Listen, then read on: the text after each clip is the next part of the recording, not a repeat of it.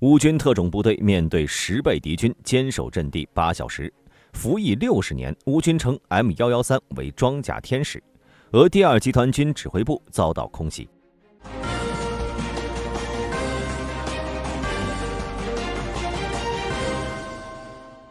2025年1月13号，乌克兰第8独立特种团在其官方群中发布视频，展示了其某分队面对10倍于己方的朝鲜部队，坚守8小时，并以0伤亡获取胜利。目前尚不清楚战斗发生的具体位置，只能确定是在库尔斯克州。朝军借兵力上的优势，试图用近100人的兵力突破乌军防线，但乌军并没有因人数上的劣势而感到恐惧，因为他们有更精准的战术部署和战场上的信息化优势。朝鲜军队的进攻方式几乎没有任何变化，按照常规作战模式，朝军在战场上展开了广泛的队形布置，试图利用人数上的优势来弥补战术上不足。由于缺乏有效的掩体，朝军士兵试图通过分散队形并快速行进来降低被击中的概率。这一战术简单直接，是训练不足的部队最容易掌握且有效的战术。然而，这种进攻方式恰恰为乌军提供了可以利用的机会。乌克兰第8独立特种团的士兵得知朝军的进攻动向后，迅速启动了防御计划。借助无人机实时传回的情报，乌军能够清晰地了解敌军的位置和行动轨迹，从而有效地部署兵力和火力进行反击。面对人数占优的敌军，乌军特种部队采用了不同于传统作战模式的策略。他们的首要任务是利用信息化优势，在尽可能减少暴露的前提下，打乱敌军的进攻步伐。当朝军还未接近阵地，乌军已通过无人机获取了他们的行进路线，并利用这一情报，在看不见朝军具体位置的情况下，隔着茂密的林带向朝军方向开火。由于朝军缺乏有效的隐蔽措施，乌军的首次射击直接让敌军陷入了混乱。尽管乌军的子弹并没有直接击中目标，但朝军的士兵已经开始分散并迅速卧倒，试图寻求掩护和避开火力。这一时刻，乌军特种部队并未追求单纯的消灭敌人，而是通过火力压制，让敌军无法有效推进。与此同时，乌军的无人机飞行员密切监控着战场的变化。在朝军发生混乱的瞬间，乌军的迫击炮和轰炸无人机开始执行精确打击任务。乌军的战术意图十分明确，通过利用虚虚实实的火力压制，让朝鲜军队不断减缓前进速度，为后续的无人机轰炸和炮击提供时间和空间。在地面上匍匐前进，试图寻找掩护的朝鲜士兵没能意识到乌军早已设下了诱饵。虽然朝军曾一度认为自己成功避开了敌军的火力，但此时他们已进入了乌军的精准打击范围。无人机投下的炸弹准确无误地命中朝军的位置，造成了不小的冲击。朝军急忙起身欲转移阵地，但由于乌军的火力压制，他们的每一次尝试都被打断了。尽管朝鲜士兵竭力想要逃脱困境，但由于乌军在战术上的灵活应变以及信息化战力的优势，他们始终没能打破乌军的防线。整个战斗过程持续了约8个小时，朝军虽然多次试图发动反击，但始终没能突破乌军防守。最终，经过几轮无效的进攻后，朝鲜军队意识到了无法继续前进，最终放弃了这次进攻。乌军凭借无人机的支援、精准的火力打击和坚韧的防守，成功守住了阵地，取得了这场战斗的胜利。其实，这场战斗更为直观地展现了科技带来的战场压迫力。这些从光之国走出的朝军，整场战斗下来呢，并没有看到一名乌军士兵，但他们的子弹却能准确地从茂密的树林中射出，压制得他们抬不起头来。因此，虽然有充足的兵力优势，他们却依旧失败了。在现代战争中，依赖信息和技术的优势已经成为战场上不可忽视的因素。乌军通过无人机对敌军行动的实时监控和精准打击，不仅有效降低了伤亡风险，还提高了战术反应速度，使得敌军始终处在被动挨打的局面。第8特种团对此评价为8个小时的战斗，展现了战士的主要特性、勇气的存在，以及整个部队的训练水平有多么高，就如同电影《斯巴达300勇士》的剧情。第8独立特种团是乌克兰最精锐的部队之一，隶属于乌克兰特种作战部队，并且作为乌克兰联合快速反应部队的一部分。该部队总部是位于乌克兰的赫梅利尼茨基市。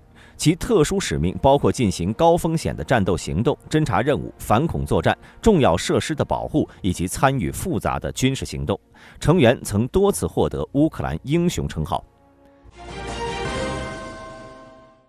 从2022年俄乌战争爆发以来呢，美国率先向乌克兰提供的装甲车中 M113是第一批到达前线的车辆。这款诞生于越战时期的老旧装甲车，在战争初期曾备受质疑，许多人担忧它能否在严酷的战场环境中发挥作用。然而，乌克兰士兵对其表现呢却赞不绝口，称其快速灵活的特性挽救了无数生命。根据防卫博客的报道，36岁的 M113驾驶员维塔利·科瓦尔丘科分享了他在战斗中幸存的经历。他回忆到，部队曾在被完全包围的情况下，依靠着 M113车队进行突围。在猛烈的火力下，他的车辆甚至遭到了火箭弹的直接命中，车内一度起火，并且充满了烟雾，但车辆依然能够继续行驶。他表示，这种坚固的性能令人难以置信，并最终帮助他和部队脱离危险，挽救了众多生命。M113的装甲由5083级航空铝合金制成，这种材料呢虽然比钢轻，但是为了达到同等的弹道防护效果，大约是要厚3倍的厚度。因此 M113的装甲设计主要是用于防护 7.62 毫米的弹药和炮弹碎片。此外，所有型号的 M113都能够安装抗地雷附加装甲。升级后的 M113A3 配备了内部防护衬里和额外的附加装甲，防护性能达到了 14.5 毫米弹药的水平。相比之下，现代的装甲运兵车具备全面抵御 7.62 毫米穿甲弹的能力，并在前侧后部防护 14.5 毫米弹药以及人员杀伤地雷的能力。相比于苏联时代的 BMP-1 和 BMP-2 步兵战车，乌克兰士兵认为 M113在成员安全性方面表现得更为优越。乌克兰装甲车因空间狭窄且内部设计对弹后冲击保护不足，常导致成员因碰撞或者爆炸而严重受伤甚至死亡。虽然 M113装甲厚度有限，但内部防弹衬里和人性化设计显著提高了成员的生存率。23岁的武器手奥列克西·迪米特伦科指出，与几乎必定造成人员伤亡的 BMP 相比， M113能够更好地抵御直接和间接攻击，为成员提供更全面的保护。M113从1960年服役以来，因其易生产、成本低、运输量大和改装灵活等优点，成为全球最广泛装备的装甲车之一，